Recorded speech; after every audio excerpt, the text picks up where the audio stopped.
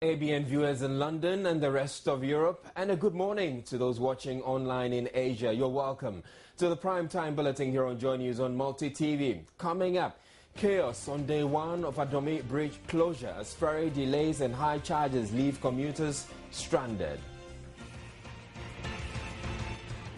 Former minority leader admits MP's bribery comment after initial attempt to disclaim it and questions colleagues' ostrich posture. Academics and industry players deliberate over provision of appropriate human resource, even as more universities pass out graduates, many of whom are unemployable. Prison Service rejects aspects of United Nations report condemning torture and other unacceptable practices in Ghanaian prisons. And family of 5 killed in tragic fire at Ejisu in the Ashanti region. Coming up, we also have business, sports, showbiz and international news in the next 60 minutes. Stay tuned. News at 8 with Israel Rai.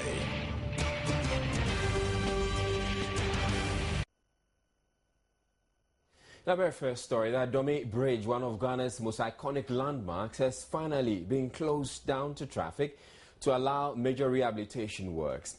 The project, which will last about 22 months, is estimated to cost 13 million euros.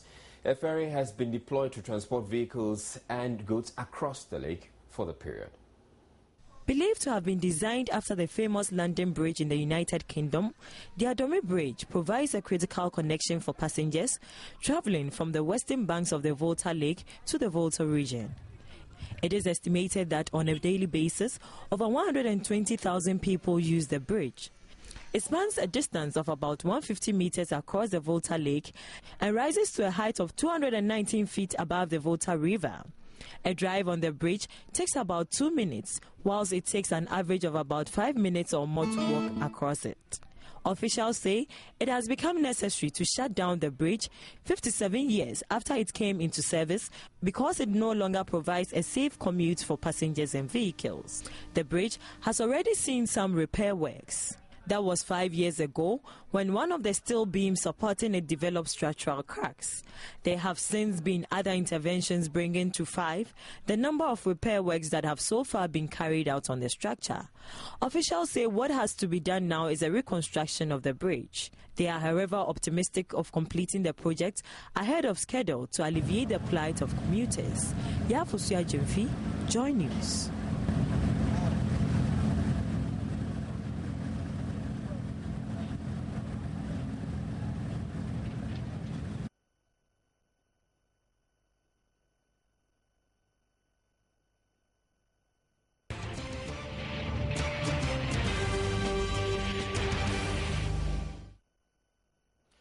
Now, members of the Parliamentary Select Committee on Housing have accused displaced residents of Ajay-Kojo.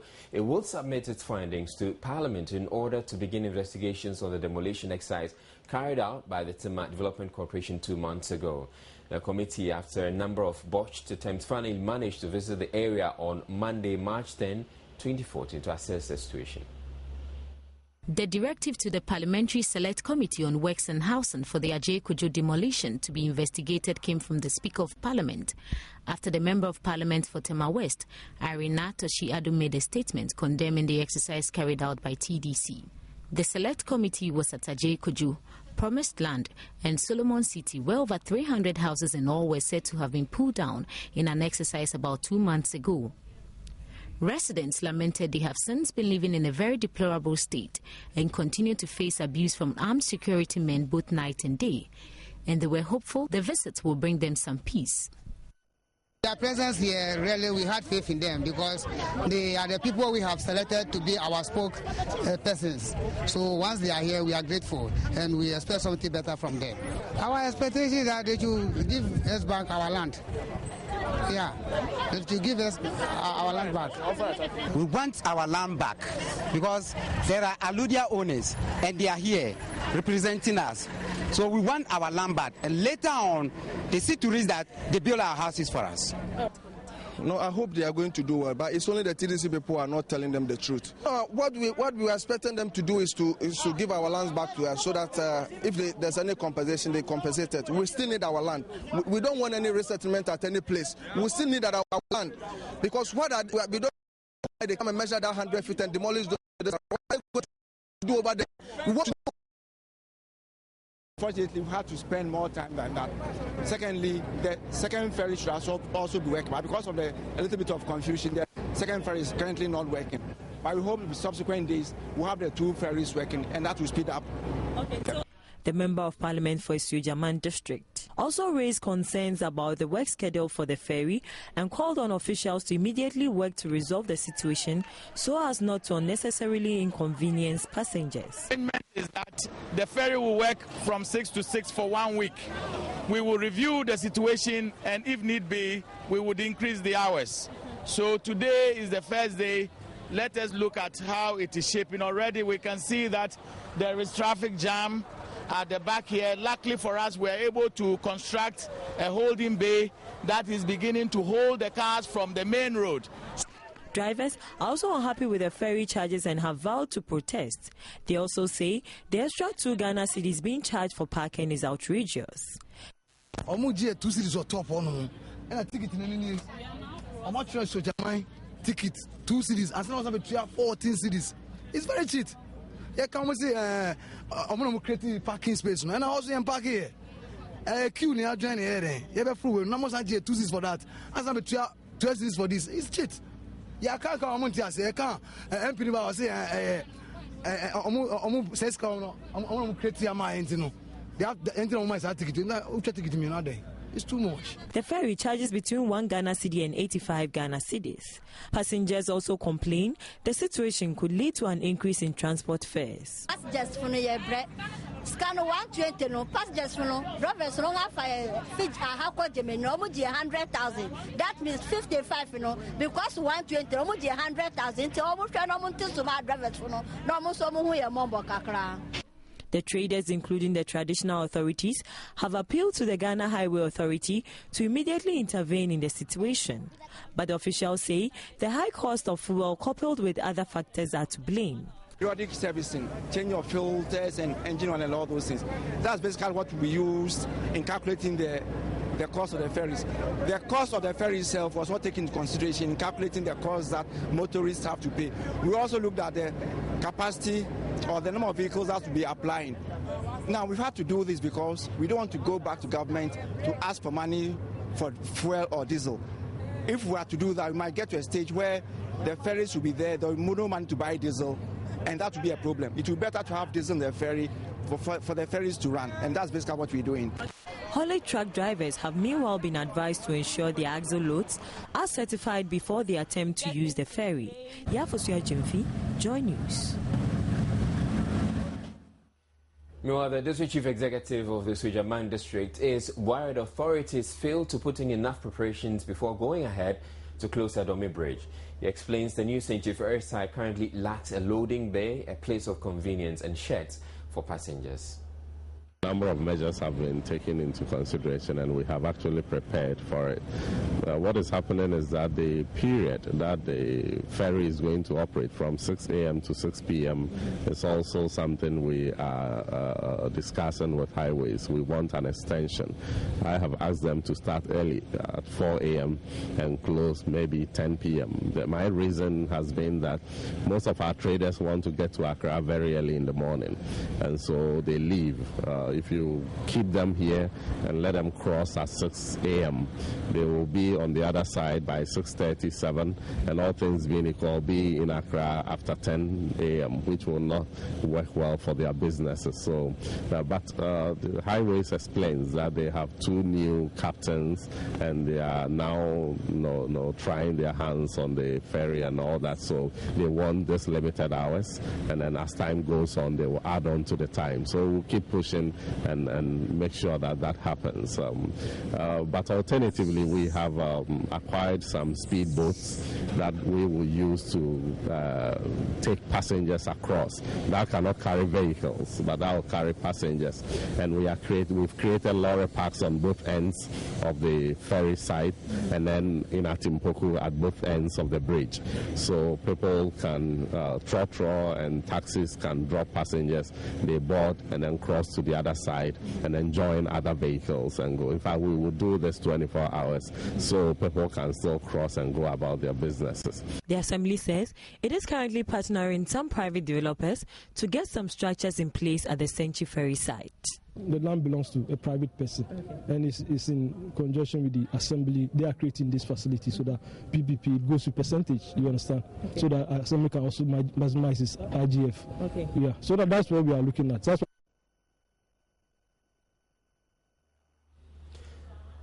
Graduate unemployment is increasingly becoming a major challenge in Ghana due to the growing number of institutions accredited to run tertiary programs.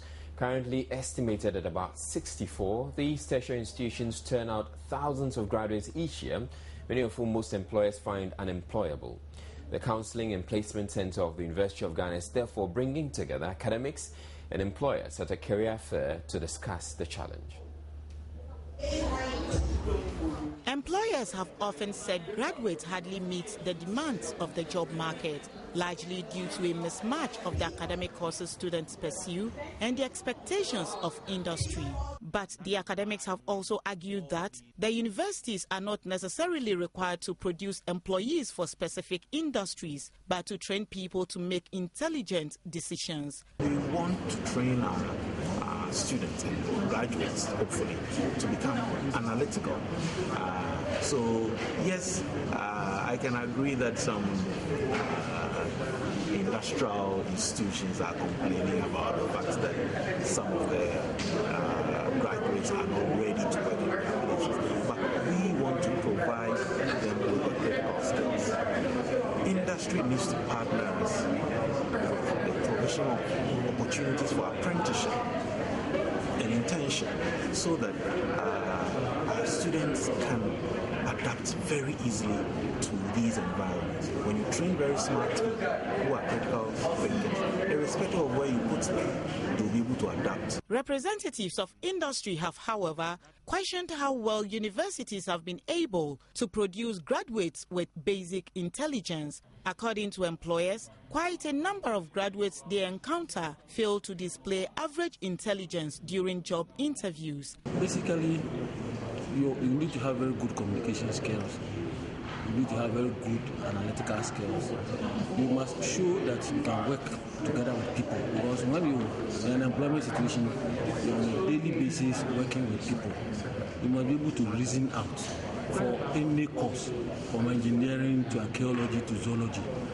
These are soft skills that are prerequisites. The lecturers also raised concerns about the unwillingness of companies to take up students even for unpaid internships. According to them, it will be to the advantage of companies to engage students so that once they graduate, they are assured of good human resource that meets company goals. Employers also suggested there should be an incentive from government for taking fresh graduates through on-the-job training. You take a graduate, you groom them, you train them, you mentor them. And after that, somebody poach them. You can't stop them from going. So who pay for the cost? So that is why it has to be a collaborative effort from the government point of view. If we can get a tax rebate or even a tax holiday because we are grooming industry, as industry we are grooming academia or people from the university, then so said, then industry will consider that. But it's profit and loss business. Meanwhile, some of the students also say they will be better off if the universities make them understand the benefits of the courses they've been offered, especially when these courses are forced on them. Sometimes you are let down, sometimes you go through emotional trauma. I mean, when you go check your admission and you see different things that you really did not want, but like we have learned today, it's all about using what you have been given effectively so that in the end, you add value to yourself.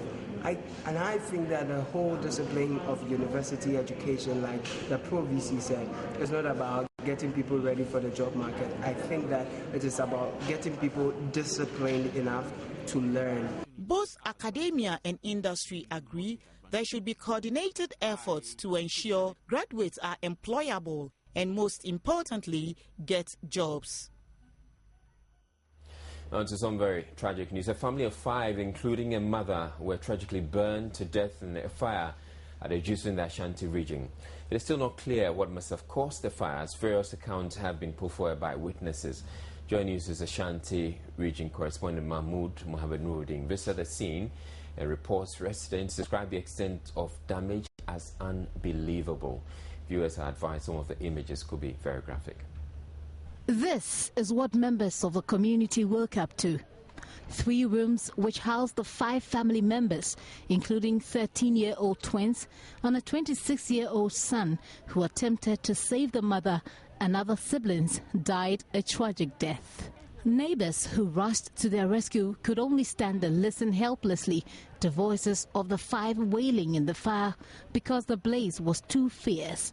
These charred remains are believed to be the hands of the deceased. The incident, which started in the early hours of Monday, threw residents into agony. Other tenants of the house who got injured were rushed to the hospital. An eyewitness told Joy News he heard a sound from the house but could do very little by the time he got to the scene. Some witnesses believed the family could have been rescued if a part of the building could have been broken into. They, however, say this could not have been possible as it took the fire service personnel to get to the scene. The district chief executive of the area has blamed the fire outbreak on the nature of the building and poor wiring. He says the district would immediately pull down all makeshift structures in the area.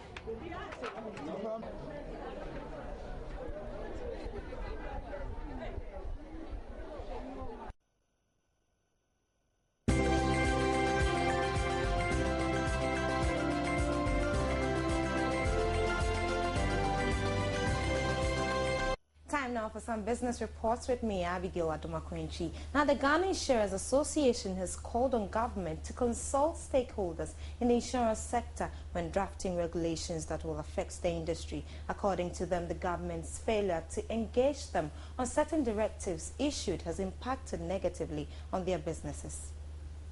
Government issued a directive in December last year that public institutions should purchase or renew their insurance policies only with insurance companies wholly or partially owned by the state. Government has, however, suspended the directive and has called on private insurance companies to demonstrate value for money. For the Ghana Insurers Association, although the suspension decision is welcoming, insurance companies have been greatly affected. The directive was issued around 9th December last year, and that was a very that time is usually the renewal season where most of the insurance policies are renewed against January 2014. So it was a very sensitive time for the insurance industry. So what that directive did was to render all the negotiations which have been done prior to 1st January redundant. Some of the policies that were issued, covers, have to be returned for cancellation. So it really unsettled the market because people had already projected in their 2014 budget that they were going to renew those insurances.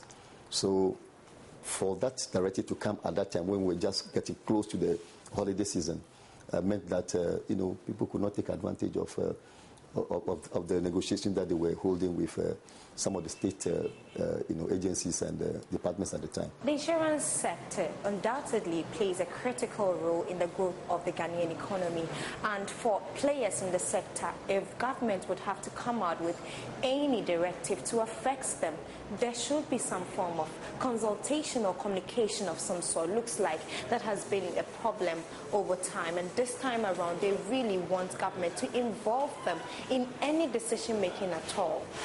If you look at the VAT law, for example, this law was passed and there was virtually no input from the insurance sector. Now we are all discussing which part of the insurance business is VATable. Is it on the premiums or on, now we are here that it's on non-core insurance activity, which is a non-core insurance activity. This should have been discussed before the law was passed.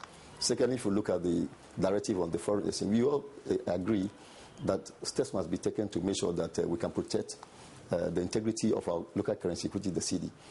But of course, what we think didn't happen was that all the directives which were given did not look at the effect on the insurance sector. Because already there are existing insurance contracts which are written in foreign currency. Even with government-owned projects are written in foreign currency. The offshore upstream oil sector, all these assets are insured in foreign currency. So to issue a directive to say that now you cannot do this or that without looking at the existing obligations under existing contracts, which are legitimate contracts, I think that would be we can say that is too short-sighted. He also asked governments not to put in stringent measures to protect state-owned insurance companies at the detriment of the private sector, as they are relatively making huge profits in the industry. Abigail Adomakwenchi for Joy News. In other news, the number of commercial banks operating in the country would soon reach 30. Joy Business gathers that Bank of Ghana is in the final stages of approving banking license requests by 3 microfinance companies. Sources say one of the institutions is an international firm, while the 2 are wholly Ghanaian firms. The Ghana Bankers Association pegs the current number of commercial banks in the country at 27. Some analysts, however, say the plans to further increase the minimal capital for banks operating in the country, this number could reduce substantially come next year. We go straight to Adomi Bridge, where traders who used to do business near the bridge at Atimpoku have relocated following the closure of the bridge to traffic today. Yafusu Ajinfi reports their Bordeaux and bread traders have moved to the Senchi Ferry site, where they recorded low sales on Monday, the first day of the bridge closure. Even though shares that was constructed to help in their trading business was not ready at the Senchi Ferry site, some were least bothered as they hawked their wares with glare to enthusiastic patrons on the ferry. It was not all rosy for some traders though, as they complained the relocation has greatly affected their businesses. And also, I didn't roofing sheet within between Nani or China, they also almost settle. Since the Kakra normal back our district one normal relocating, fine, we are prepared to pay. But it's like almost and cry. Baby, I hear Kolukofu. Baby, I been a crash, so you BA. And I say a baby has a. This is said the ashes, Ning and Fimunchang. Yan by that by Negu and Yan washing. This is a yesham.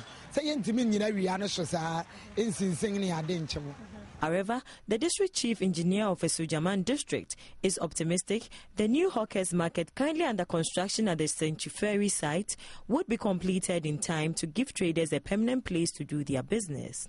Initially, you see the site here. It's all marshy and flooding. So reclaiming the land is not an easy thing. We started long ago, and then we are, as you see now, we are now putting up the sheds for them, and we are making the ground for those who have containers and other things to come in. So it's ongoing, and I hope by 1 week time we will settle everybody and then. Photographers at the site were also busy cashing in on the situation, giving passengers that one-in-a-lifetime opportunity to pose for the cameras in the ferry. Yafusu Ajinfi, Joy News. On that note, we end the business news. My name is Abigail Adomakwenchi. Keep abreast with news on myjoyonline.com. Sports is up next.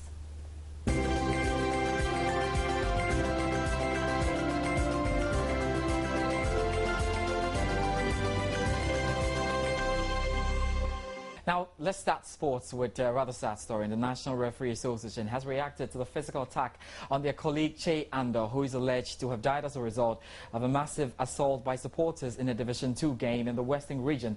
The association insists they will cease officiating games in the region till maximum protection is guaranteed.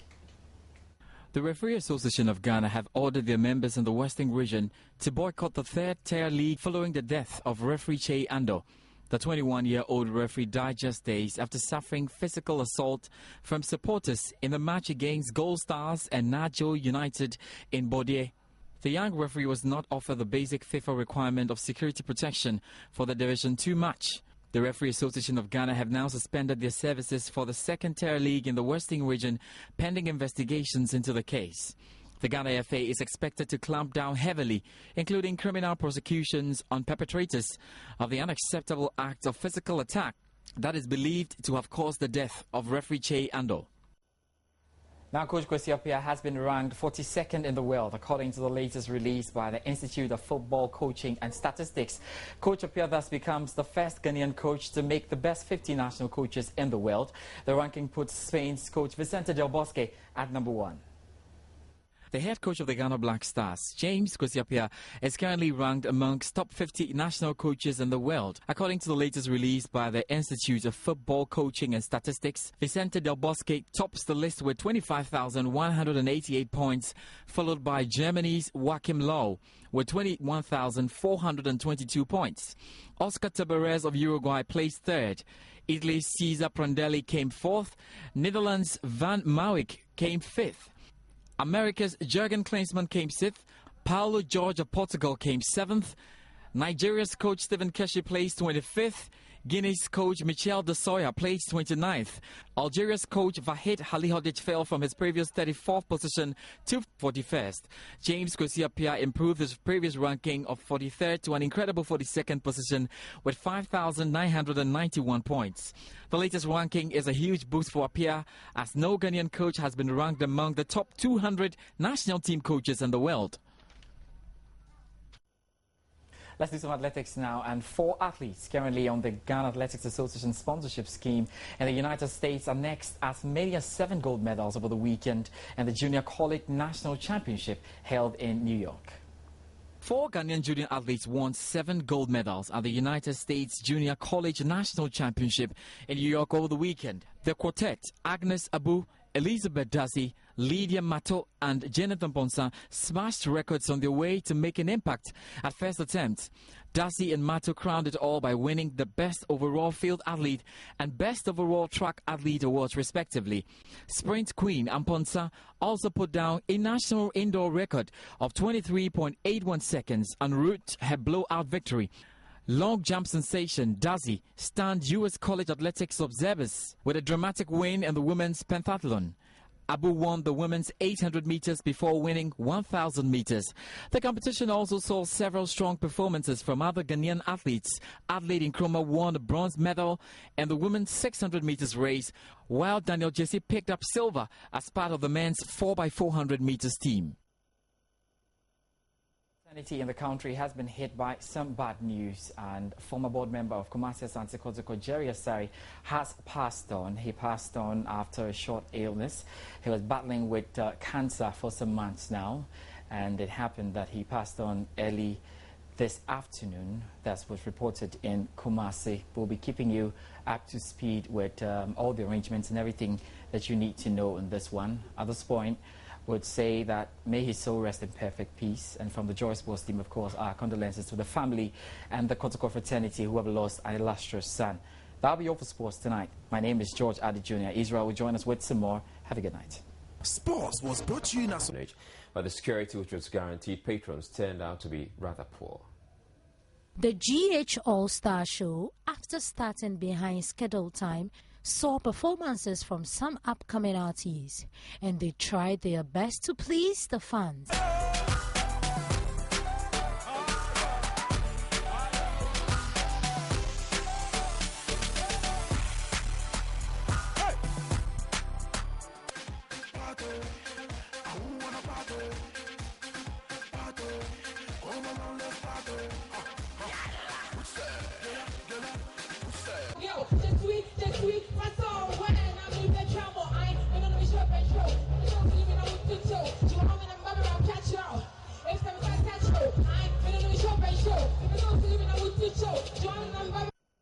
One of Ghana's hip-hop artists, Aigbe, shared his opinion on why some shows in Ghana start behind schedule. I think they always talk about organizers, but we should also start talking about the mindset of the people who come to the show. They have been stereotyped to think that Ghanaian shows start late. So every time they want to wait at home for a longer time, they want to get the tickets at the gates. So I think that we should start educating people to come to the shows early and to help the organizers to set up earlier. The artist wants to perform when the crowd is there. So there's no way you want to perform if there is no crowd. The crowd comes late. So it goes back again to people coming late because they know that Ghanaian events start late. And security situation got worse as fans tried to get closer to the stage area. Some fans ended up bleeding. And that's it for Showbiz.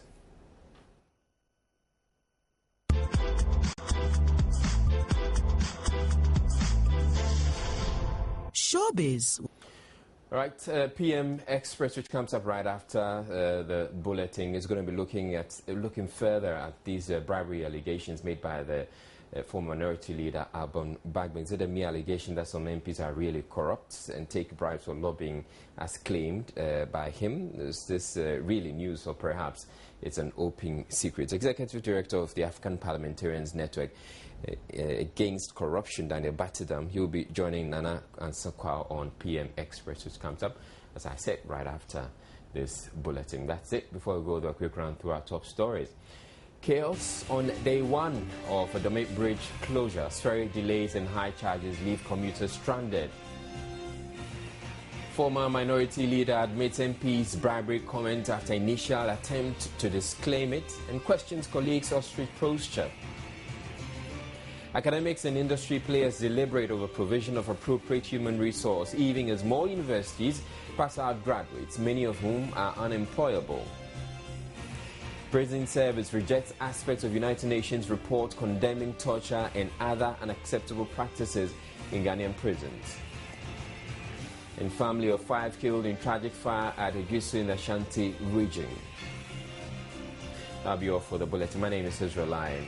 Have a good evening.